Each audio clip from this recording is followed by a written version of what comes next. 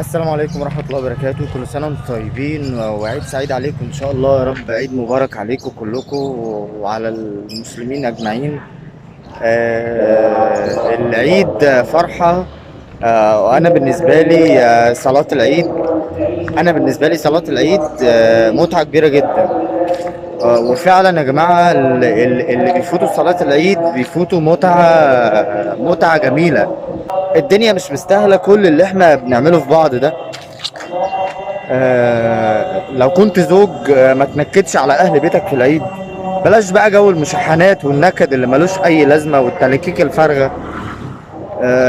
حاولوا تتبسطوا بالعيد وحاولوا تفرحوا.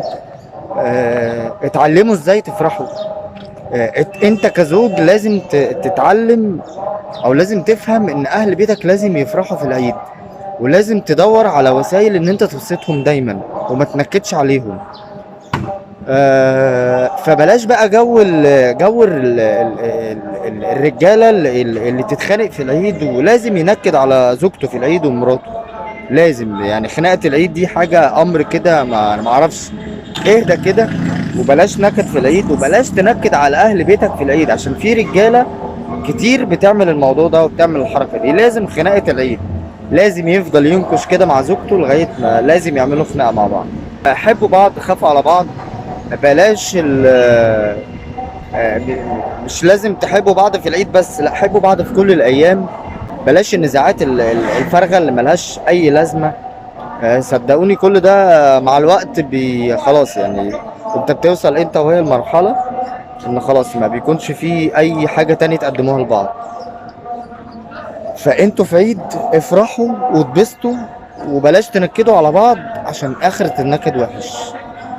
كل سنة وانتم طيبين. لسه خارجين من صلاة العيد اهو، واتمنى ان انتوا تفرحوا وتتبسطوا.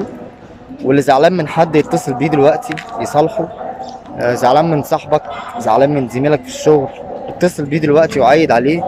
زي ما قلت لكم الدنيا احنا ضيوف فيها ومحدش عارف إيه بعد ثانية هيحصل ايه.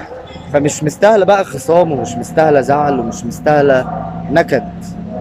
احنا بنعيش في الايام دي او بنعيش في الدنيا دي يا دوب ايام معدودة. فبلاش جو الزعل والخصام. صفي قلبك من ناحية الناس. ما تشيلش جواك حاجة تفضل تعباك، لان انت اللي تفضل تعبان. هتفضل شايل من ده وهتفضل زعلان من ده وهتفضل مخاصم ده. في الاخر انت اللي هتتعب وانت اللي هتعجز بدري وانت اللي هتشيل، يعني هتشيل زي ما بيقول كده، هتشيل الطين فوق دماغك. فصفي قلبك. زعلان من حد اتصل بيه دلوقتي وكلمه وقول له كل سنه وانت طيب. حاول ما تبقاش في عداوه بينك وبين حد، وخليك على مسافه خطوه واحده بس بينك وبين الناس عشان تقف على ارض صلبه. كل سنه وانتم طيبين وكل بيوت مصر طيبين وبصحه وبسلامه وبفرحه يا رب ان شاء الله. سلام.